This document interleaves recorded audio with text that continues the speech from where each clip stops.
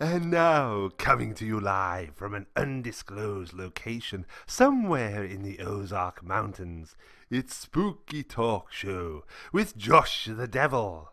And now, here he is, Josh the Devil. Hey, that's me. Welcome to Spooky Talk Show. I'm Josh the Devil. Normally there's a big applause and people just screaming their heads off, but, well, this darn COVID. Oh, that'll probably be a sitcom title, won't it? That darn COVID. Oh, man. Let me tell you, regardless of what's going on, we have a great show tonight. And we've got some funny jokes that I'm going to try my best to tell. And we've got Lenny Bryan is here. He's going to talk about what he's up to and maybe tell us what he's been up to. And I think I said that already. And then we've got a video from Madman Morgan.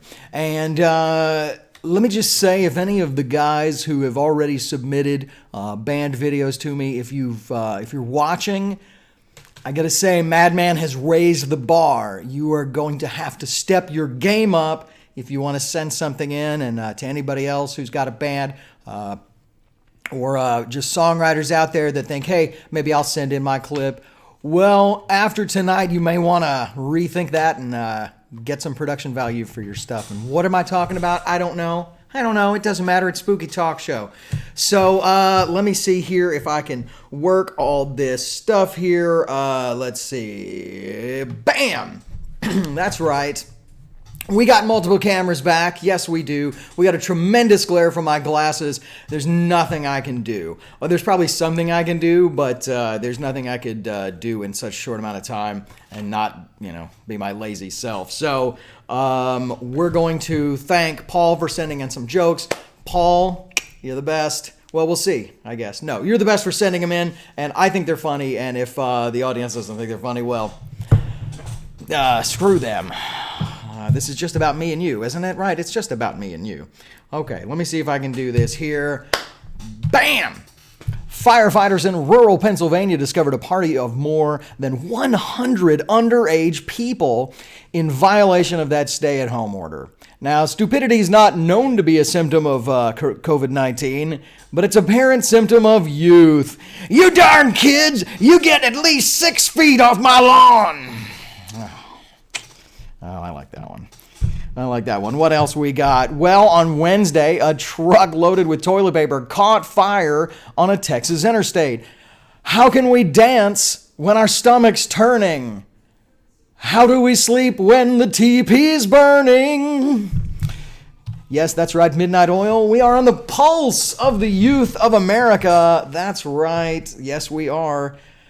Sort of. What else we got? Well, European astronomers have discovered a planet it's 390 light years away. It rains iron. We can't wait to see what 80s power metal band gets back together just to make a concept album about this planet. It's going to be good. It's going to be good. What else? Well, creepy Uncle Joe Biden says that Democrats may have to hold a virtual convention because of the coronavirus. Virtual, just like the interest in his campaign. Yeah, that's right. What else? Well, something. A Florida county is telling people to maintain a social distance of at least one alligator. And if you carry around an alligator, that should help with the social distancing. Lastly, Disney World has announced it'll stop charging the monthly fee for annual pass holders on their monthly payment schedule. Now, the park has been closed since last month, but the policy was not changed until today. What a bippity-boppity bitch move, Disney. I wish I had something to throw. I would throw it. I don't, so I won't. So, there's your jokes for the week. Hopefully we'll get some more for next week. Paul, I think, is just knocking it out of the park. We used to have a few writers who would all chip in and help, and then we'd kind of all put stuff together. And now Paul's just writing all of them. So, Paul, congratulations. It's official. You are head writer. That's right, Paul Hodge.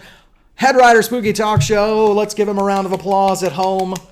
Yay. Okay. Well, like I said, we've got some really cool stuff. No, I'm okay. We got some really cool stuff on the show tonight. And, we're going to start right now. I'm going to tell you a little story.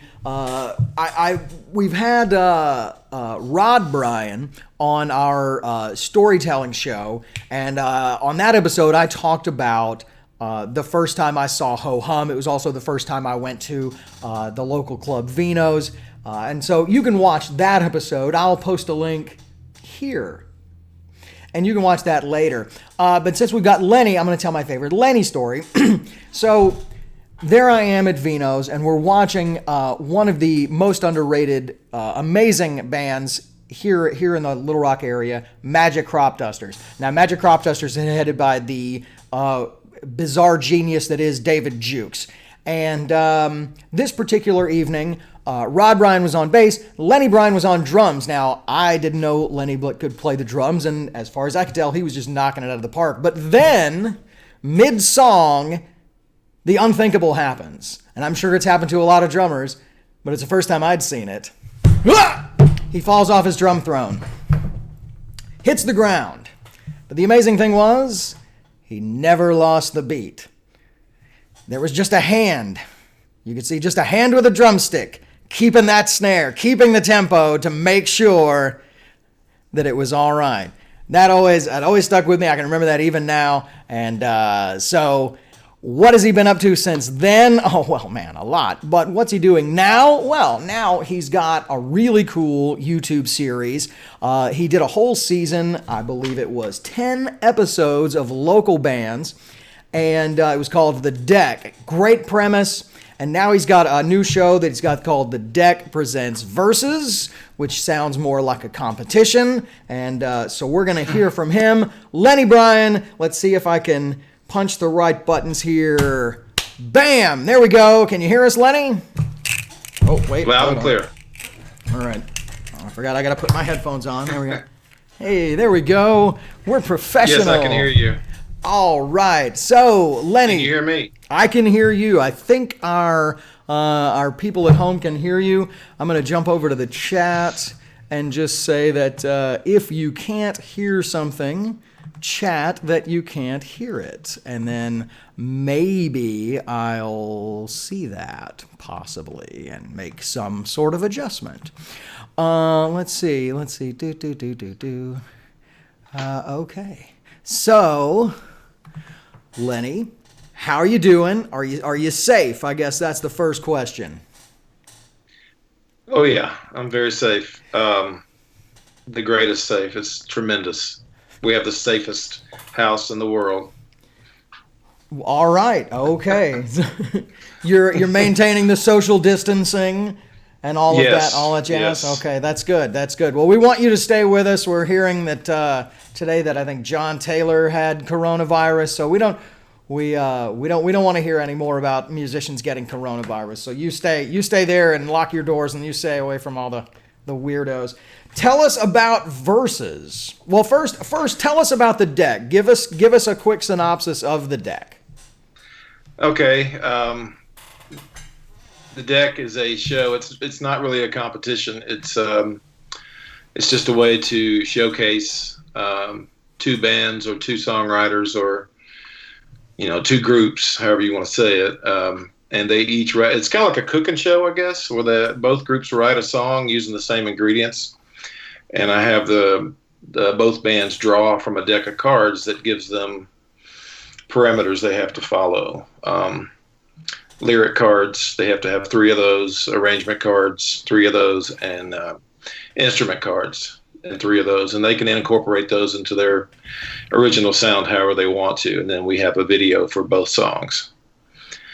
And it'll be a little bit different on the new episodes I'm shooting than it's been in the past, but it's still not a competition. As Nick Devlin likes to say, music's not a sport.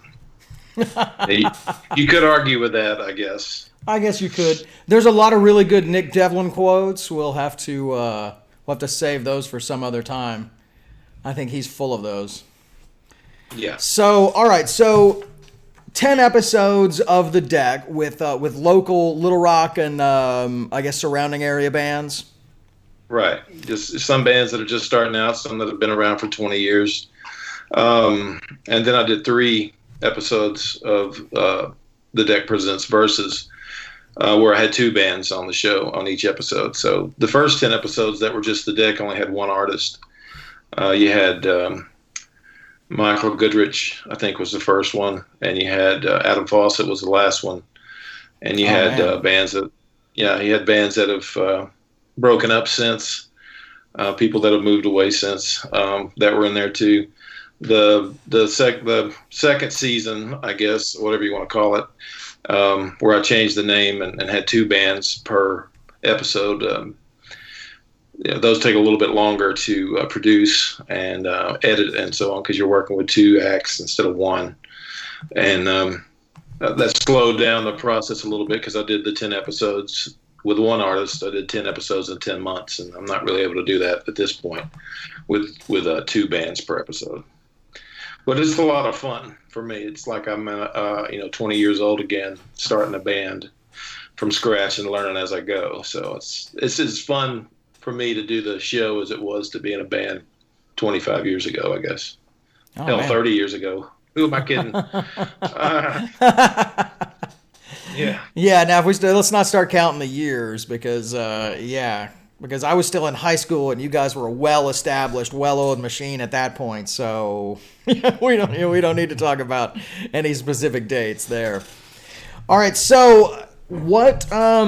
Give us the most recent episode of Versus. What 2 bands? What two bands did you have on?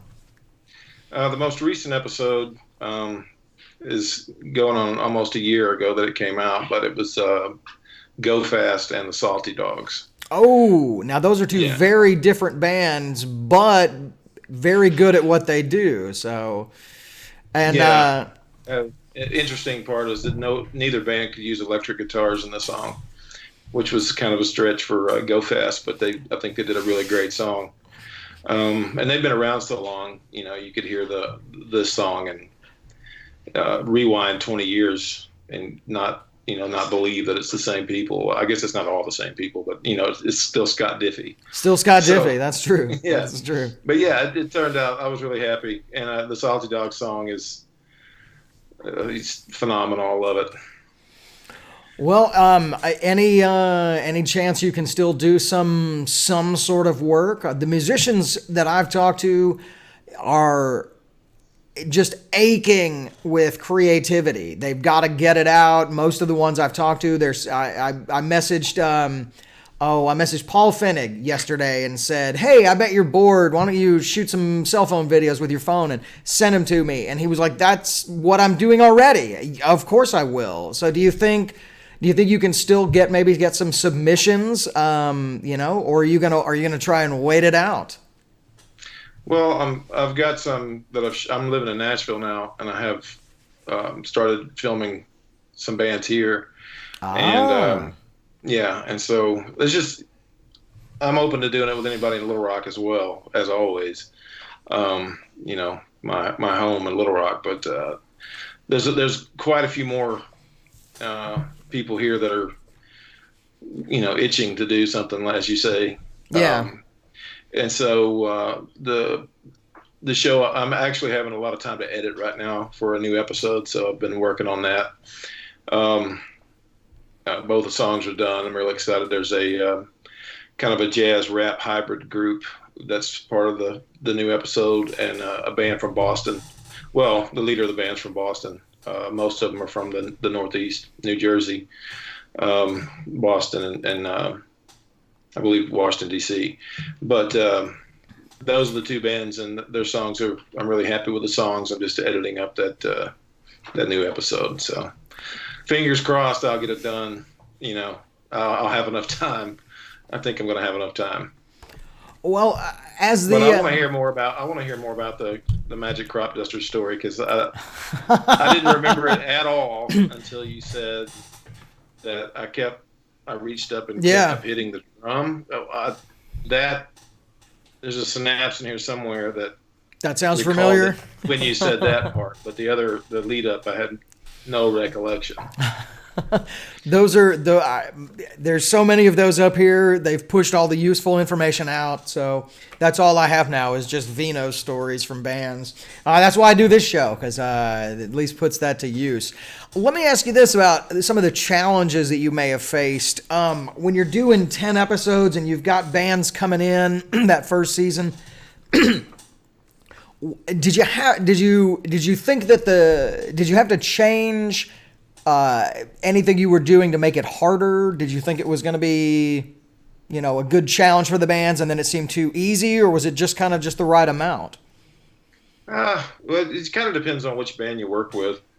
I've worked with people that have never recorded a song before, which is the goal of the show is not to compete with, whatever they're called now, The Voice or American Idol or any of that. It's to get people that really write songs, not performers, and help them produce. If it's the only song they ever produce, it's and make it in the best way they can. That's really been the goal of the show the whole time, is to work with people who want to be heard, but don't necessarily get a chance to. And having some kind of perky personality doesn't hurt as far as the viewer is concerned. Sure. But your question about the first season, I mean, the major difficulty was time, obviously, with the first season. And so when I started releasing the episodes, I had 3 done, because the original episode smart. the original episode I made was an hour long. And so, because it had 3 bands on it, and it was, I think it was Goodrich, and I think it was Pockets. Pockets, sure. Dan Johnson and Matt Quinn's band, and I was the third person, I think, on it, maybe, because I did one of myself, and that helped me save time too. So I think I'm in episode 4 of that first 10 season. But so I had all 3 of those done. and then I started filming one on Mandy McBride, and then I put those 4 out. And as I was, editing those and putting those out over 4 months, I filmed 4 more.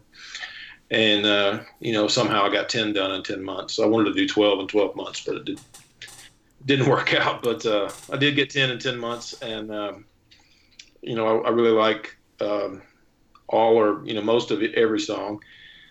And, some of the people involved can't record themselves and never been in the studio. So, I also have to record the music on some of the artists, as well as shoot and edit the video. And, it's a lot of work when it's a one-man operation, but Yeah, it's quite a hobby. And I've gotten a little faster at the editing, a little better, and it's just like when we started Ho Hum, it was,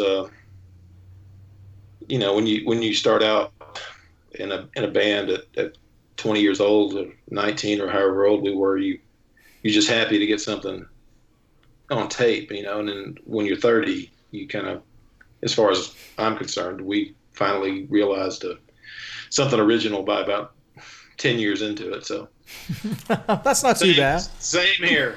Same with this show. I'm learning as I go, and I think it is good for anybody to continue to learn, and if they're going to be in art or music or anything. Man, I dig it. I think everybody needs to go and check out the playlist. I'm going to put a link right up there, and you can go check out that Lenny's channel right there and watch some videos. What else are you going to do? You got plenty of time. You're just sitting around. You're watching this show. So, Yeah. I mean, you got time. You can go watch all 10 episodes back to back and then jump on the 3 verses and get through those. And then it'll be next Sunday and you can watch Spooky Talk Show again. So Yeah. I think that's what everybody at home should do. Go do that as soon as this episode is over, I think. Man, anything else you wanna promote? Are there any websites where we can check out some music from Ho Hum possibly? Because I'm terrible at this. I don't bother to do much research and investigating. Well, all our Ho Hum records are on Apple Music and all the streaming services except for I think the last record we did, which was called "Let Me Wear Your Coat," but I think that's on Bandcamp. And okay, there you go. The only record that I think is not on streaming is "Funny Business." Okay, but well, you that's got probably a good thing. How many albums total have you guys recorded? Do you know off the top? Do you even know off the top of your head? I mean, we did 10 Ho Hum records. It was only 10 records? We did 10 Ho Hum records if you count local. Yeah, I would count local. I never liked local, really. But, probably our best 3 are like most bands are kind of right in the middle. I think Landau Zeal, Near and Dear, and Now I Love You are probably the sweet spot for Ho Hum. I did 6 other records after Ho Hum. Well, one during that was called The Lake. That was all instrumental. Yeah, that's right. I remember that. Yeah. I did 5 records using the name Mama. The Mama records. I really like some of those. So there's they're all out there. If you look, anybody interested that wants to look a little bit, click the button. You can find them. Every time I ask someone who knows Ho Hum and has multiple albums, I say, "What's your favorite Ho Hum record?" What's your era? Sometimes you can't even say record. Sometimes you just have to say era. And more times than not, it's Sanjalik. That's the one. I can put that on while I'm driving and just rock and roll down the road. For me. There's so many just solid pop rockin' head boppers, just overflowing with catchiness. Okay. That's just me, maybe, I don't know. But every time I talk to another local musician, I'm like, well, which one do you like? What's your favorite? And everybody's like, oh, it was when Colin and Kevin, and it was that sweet spot. And I'm like, okay, that's what I was thinking too. But I didn't, But I was also at more of those shows live than for that era than any other show. So it's kind of, for me, it's like, well, maybe that's why I like that one so much. I don't know, but. Anybody who's out there listening, that's the first one I recommend you go listen to. Go listen to that one first, and then you can just go from there. We've got, I believe we've got Clay Bell next week from Techno Squiddit's Parliament. Maybe we'll ask him what his favorite ho-hum record is. I bet he's got an opinion on that.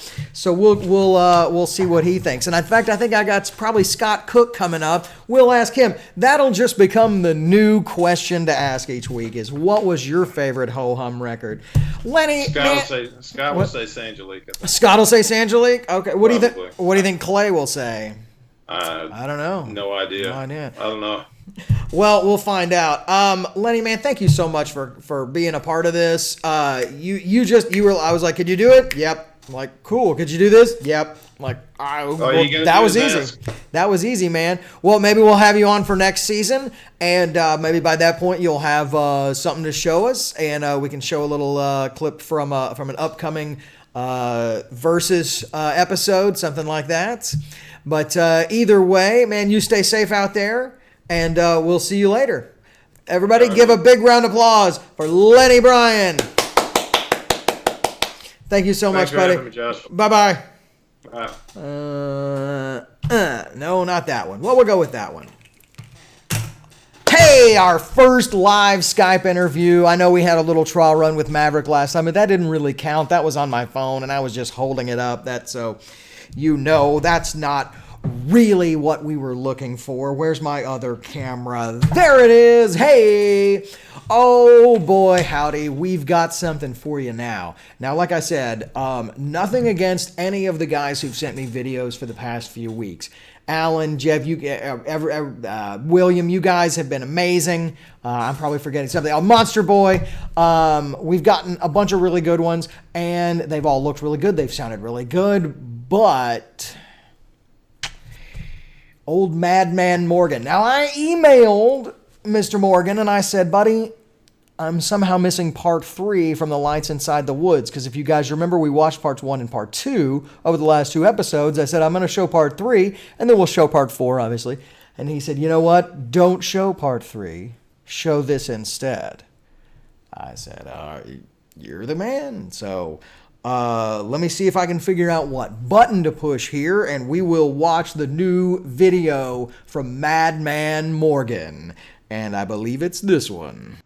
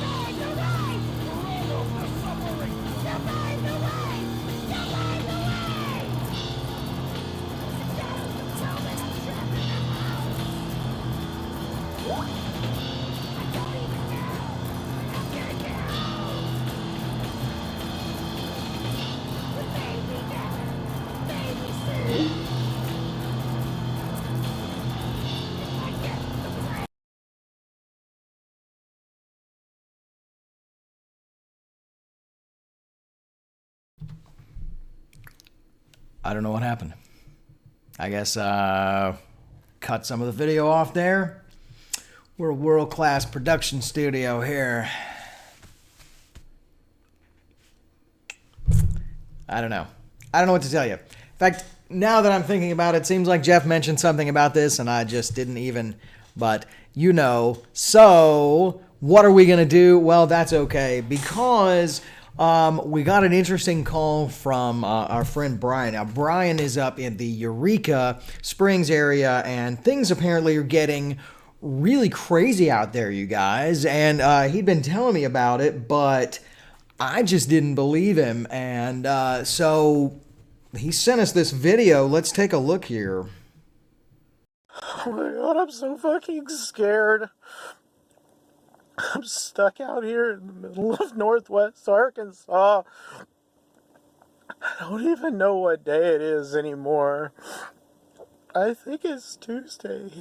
I'm almost out of toilet paper. I went to take a shit and I almost wiped my ass with a dead squirrel. It wasn't dead though, and I shit on it, so it made it kind of pointless.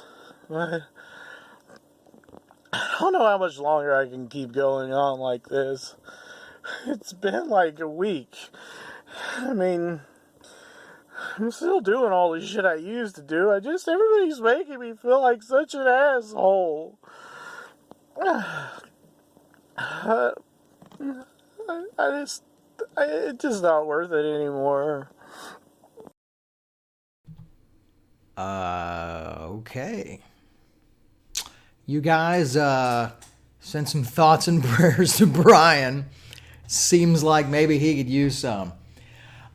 So I guess that about wraps it up for this episode of Spooky Talk Show Season COVID, Episode 3. And, well, next week we've got some really good stuff. Maybe we will have Part 4. Maybe we'll just skip Part 3 and go straight to Part 4 of The Lights Inside the Woods. And that'll make anybody who's like really OCD, just like maybe that'll trigger them or something. And I don't know. Is that funny? I don't know anymore. There's no studio audience. I don't know what's funny anymore. The cat thought it was funny.